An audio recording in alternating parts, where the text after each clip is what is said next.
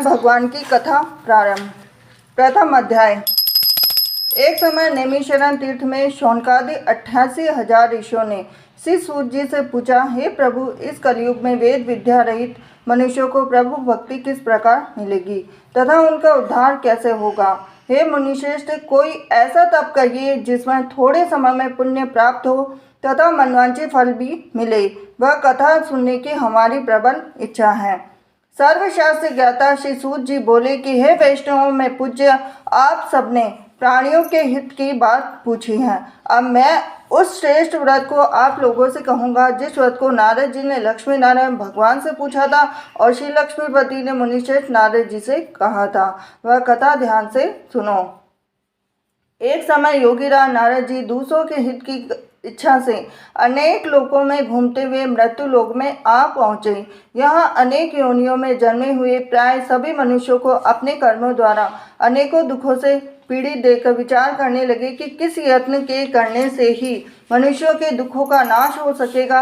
ऐसा मन में सोचकर भगवान नारद विष्णु लोक को गए। वहाँ स्वर्ण श्वेत वर्ण 4 भुजाओं वाले देवों के ईश नारायण को, जिनके हाथों में शंख चक्र गदा और पद्म थे तथा वरमाला पहने हुए थे, देखकर स्तुति करने लगे। हे भगवान, आप अत्यंत शक्ति से संपन्न हैं। मन तथा वाणी भी आपको नहीं पा सकती है। आपका आदि मध्य अंत नहीं है। निर्गुण स्वरूप सृष्टि के कारण भक्तों के दुखों को नष्ट करने वाले हो, आपको मेरा नमस्कार हो। नारद जी से इस प्रकार की स्तुति सुनकर विष्णु भगवान बोले कि हे मुनि श्रेष्ठ, आपके मन में क्या है? आपका किस काम के लिए आगमन हुआ है? निसंकोच कहो।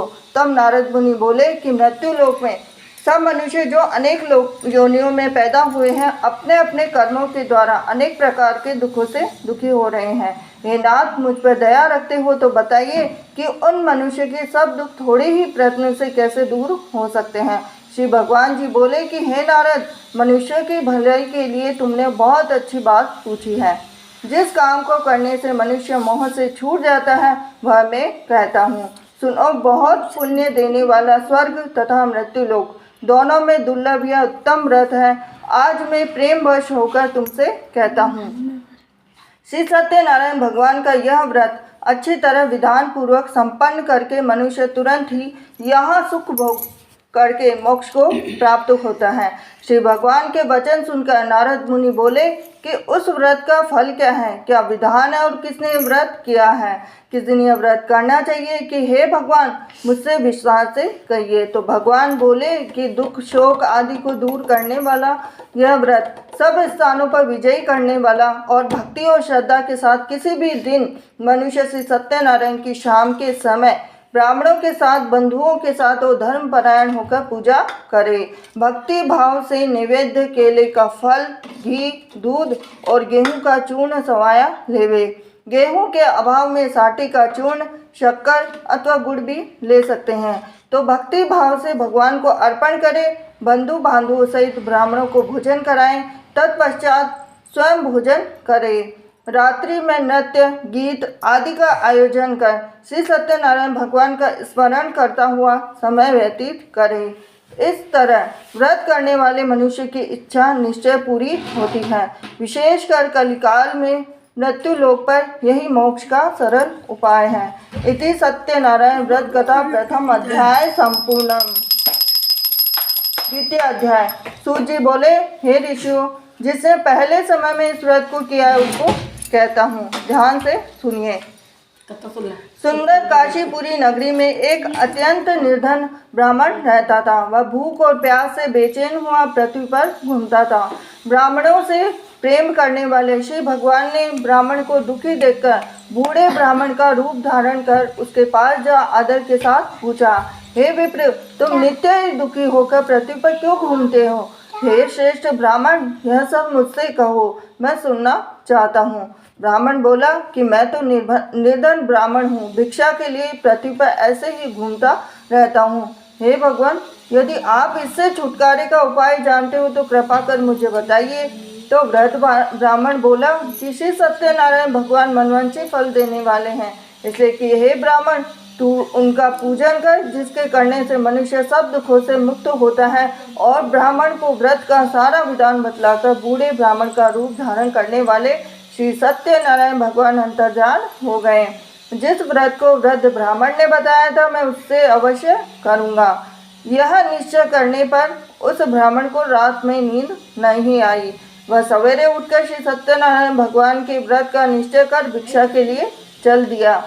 उस दिन उसको भिक्षा में बहुत धन मिला, जिससे बंधु बांधवों के साथ उसने श्री सत्यनारायण का व्रत किया।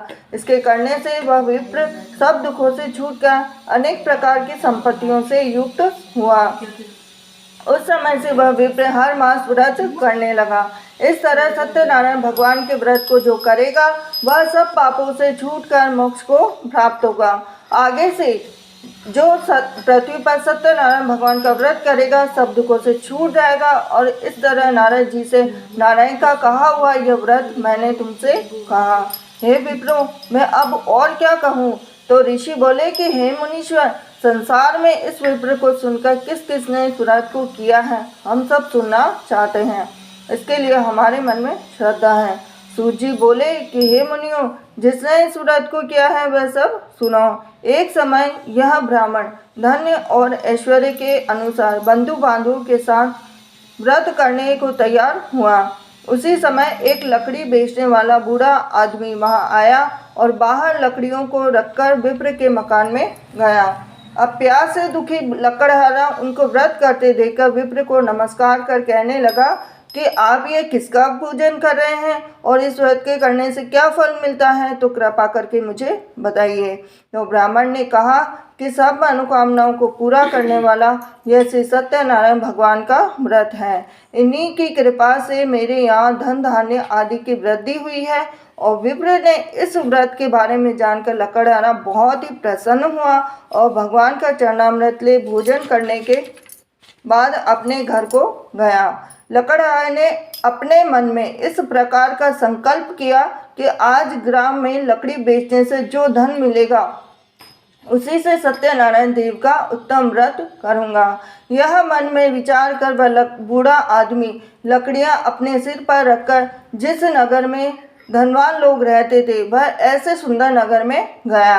अब उस रोज वहाँ पर उसे उन लकड़ियों के दाम पहले दिनों से चौगने मिला। तब वह बूढ़ा लकड़ा दाम ले अति प्रसन्न होकर पक्के केले के फल, शक्कर, घी, दुग्ध, दही और गेहूं का चूरन इत्यादि के व्रत की कुल सामग्रियां लेकर अपने घर को गया। फिर उसने अपने भाइयों को बुलाकर विधि के साथ भगवान जी का पूजन और व्रत किया। अब उस व्रत के प्रभाव से वह बूढ़ा लकड़हारा धन, पुत्र आदि से युक्त हुआ और संसार के समस्त भोग कर वैकुंठ को चला गया। इति श्री सत्यनारायण व्रत कथा द्वितीय अध्याय संपूर्णम। तृतीय अध्याय। सूत जी बोले कि हे श्रेष्ठ मुनियों, यह अब आगे की कथा कहता हूँ, सुनो। पहले समय में उल्कामुख नाम का एक बुद्धिमान राजा था। वह सत्य वक्ता और जितेंद्रिय था। प्रतिदिन देव स्थानों पर जाता और गरीबों को धन देकर उनके कष्ट दूर करता।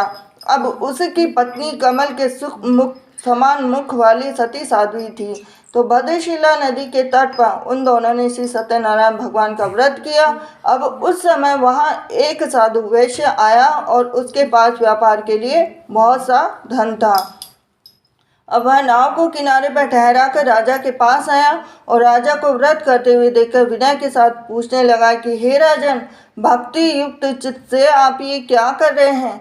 मेरे सुनने की इच्छा है, सो आप मुझे बताइए। अब राजा बोला कि हे साधु, अपने बांधवों के साथ पुत्रादि की प्राप्ति के लिए महाशक्तिमान सत्यनारायण भगवान का व्रत व पूजन कर रहा हूँ। राजा के वचन सुनकर साधु आदर से बोला कि हे राजन, मुझसे इसका सब विधान कहो। मैं भी आपके कथना अनुसार इस व्रत को करूँगा। मेरे भी कोई संतान नहीं है, इससे शायद हो जाए। तो राजा ने सब विधान सुन व्यापार से निवृत्त हो और आनंद के साथ घर पे गया। अब साधु ने अपनी पत्नी से संतान देने वाले इस व्रत का समाचार सुनाया और कहा कि जब मेरे संतान होगी तब मैं इस व्रत को करूँगा। अब साधु ने वचन अपनी पत्नी लीलावती से कहे। तो एक दिन उसकी पत्नी लीलावती पति के साथ आनंदित हो सांसारिक धर्म में प्रवृत्त होकर श्री सत्यनारायण भगवान की कृपा से गर्भवती हो गई। अब 10वें महीने में उसके एक सुंदर कन्या का जन्म हुआ। दिनों दिन वह इस तरह बढ़ने लगी जैसे शुक्ल पक्ष का चंद्रमा बढ़ता है। कन्या का नाम कलावती रखा गया। तब लीलावती ने मीठे शब्दों में अपने पति से कहा कि मैं जो आपने जो संकल्प किया था भगवान का व्रत करूँगा, अब आप उसे करिए। साधु बोला कि हे विप्रे, कन्या के विवाह पर व्रत करूँगा। अब इस प्रकार अपनी पत्नी को आश्वासन देकर वह नगर को गया। अब कलावती पितृगृह में वृद्धि को प्राप्त हो गई। साधु ने जब नगर में सखियों के साथ अपनी पुत्री को देखा तो तुरंत ही दूत को बुलाकर कहा कि पुत्री के लिए कोई वर देखकर लाओ। अब साधु की आज्ञा पाकर दूत कंचन नगर पहुंचा तो वहां पर खोज का देखभाल करके लड़की के लिए सुयोग्य वणिक पुत्र को ले आया।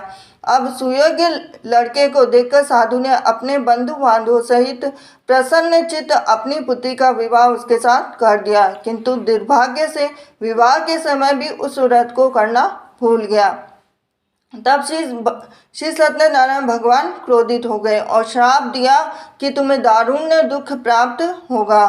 आपने कार्य में कुशल साधु बनिया जामाता सहित नावों को लेकर व्यापार करने के लिए समुद्र के समीप स्थित रत्नापुर नगर में गया। अब वहां पर दोनों ससुर जमाई चंद्रकेतु राजा के उस नगर में व्यापार करने लगे।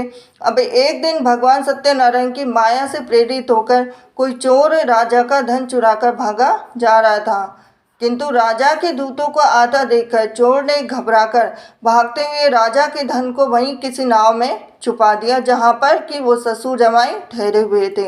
अब चोर तो भाग गए। जब दूतों ने उस साधु वैश्य के पास राजा के धन को देखा तो दोनों को बांधकर ले गए और प्रसन्नता से दौड़ते हुए राजा के समीप जाकर बोले, यह 2 चोर हम पकड़कर लाए हैं, देखकर आज्ञा दें। तब राजा की आज्ञा से उनको कठिन कारावास में डाल दिया गया। अब उनका धन भी छीन लिया। फिर सत्यनारायण भगवान के श्राप के द्वारा उनकी पत्नी भी घर पर बहुत दुखी हुई। घर पर जो धन था वो भी चोर चुरा कर ले गए। शारीरिक और मानसिक पीड़ा तथा भूख प्यास से अति दुखित हो अन्न की चिंता में कलावती एक ब्राह्मण के घर गई। अब वहाँ उसने सत्यनारायण भगवान का व्रत करते हुए देखा, उनकी कथा सुनी, प्रसाद ग्रहण कर रात को घर आई। माता बोली कि कलावती, हे पुत्री, अब तक कहाँ रही? तब तेरे मन में क्या है? तो कलावती बोली कि हे माता, मैंने एक ब्राह्मण के घर पे श्री सत्यनारायण भगवान का व्रत देखा तो कन्या के वचन सुनकर लीलावती भगवान के पूजन की तैयारी करने लगी।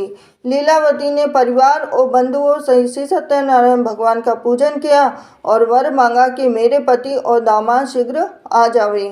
साथ ही प्रार्थना की कि हम सबका अपराध क्षमा करो।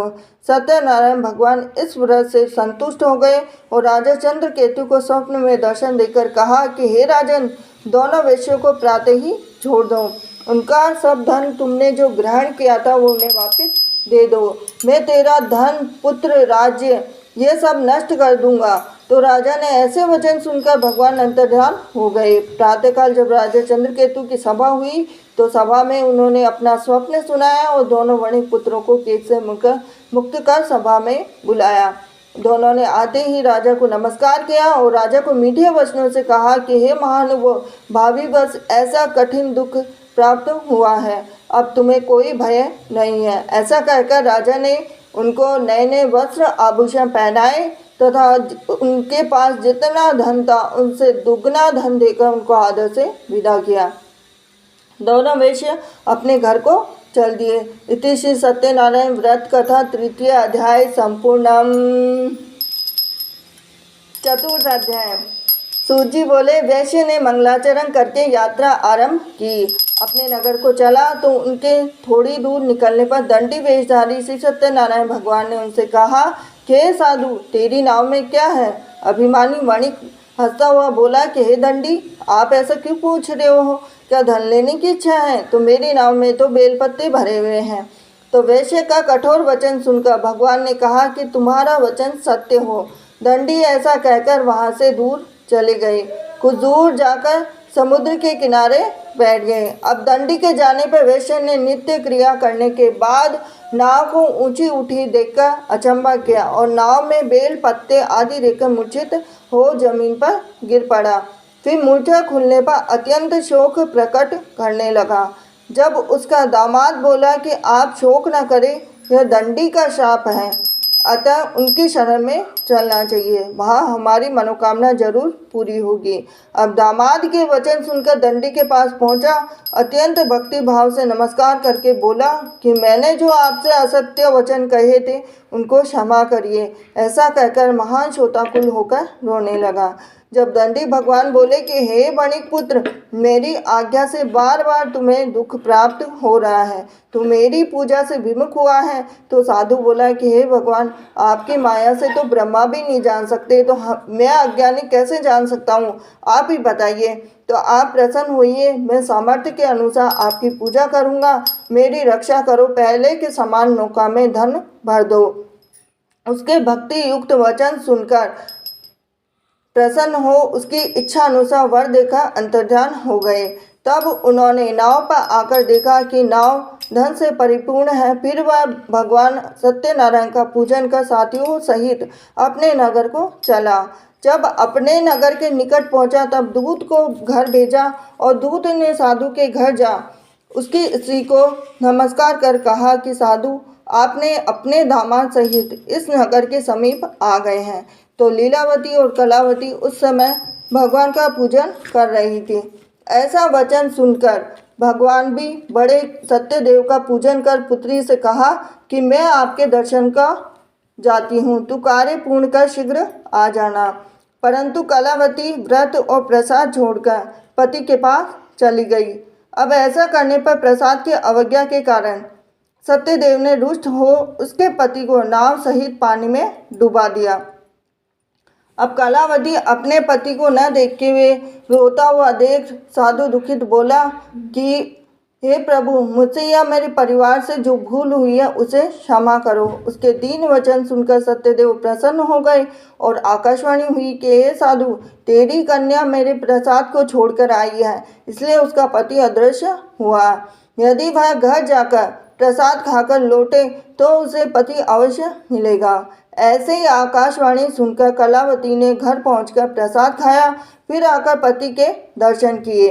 तत्पश्चात साधु ने बंधु बांधवों सहित सत्यदेव का विधि पूर्वक पूजन किया और इस लोक का सुख भोग का अंत में स्वर्गलोक को गया।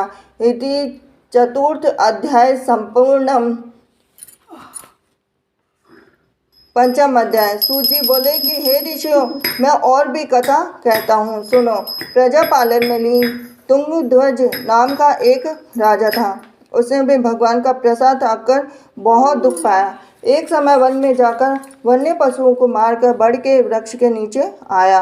वहाँ उसने ग्वालों को भक्ति भाव से बांधवों सहित श्री सत्यनारायण जी का पूजन करते हुए देखा और राजा को देखकर भी अभिमानवश वहाँ नहीं गया और न नमस्कार किया। और जब ग्वालों ने भगवान का प्रसाद उनके सामने रखा तो प्रसाद को त्याग कर अपनी नगरी को चला गया। वहाँ उसने विश्वास कर ग्वालों के समीप गया और विधि पूर्वक भोजन कर प्रसाद खाया तो सत्यनारायण देव की कृपा से सब कुछ पहले जैसा ही हो गया। फिर दीर्घ काल तक सुख भोग करने पर मृत्यु लोक पे स्वर्ग लोक को गया। जो मनुष्य इस दुर्लभ व्रत को करेगा और भगवान की कृपा से उसे धन धान्य की प्राप्ति होगी, निर्धन धनी और बंदी बंधन से मुक्त होकर निर्भय हो जाता है। संतानहीनों को संतान प्राप्ति होती है तथा सब मनोरथ पूर्ण होकर अंत में वैकुंठ धाम को जाता है। जिन्होंने इस व्रत को किया है, अब उनके दूसरे जन्म की कथा कहता हूँ। वृद्ध सतानंद ब्राह्मण ने सुदामा का जन्म लेकर मोक्ष को पाया और उल्कामुख नाम का राजा दशरथ होकर वैकुंठ को प्राप्त हुआ। साधु नाम के वैश्य मोरध्वज स्वयंभू मनु हुए और भगवान में भक्ति युक्त हो कर्म कर मोक्ष को प्राप्त हुआ। इति श्री सत्यनारायण व्रत कथा पंचम अध्याय संपूर्णम। श्री सत्यनारायण भगवान की जय। आरती सच्चे दरबार की जय बोलो। अब आरती होगी। कन्हैया की जय। भगवान जगदीश्वर जी की आरती।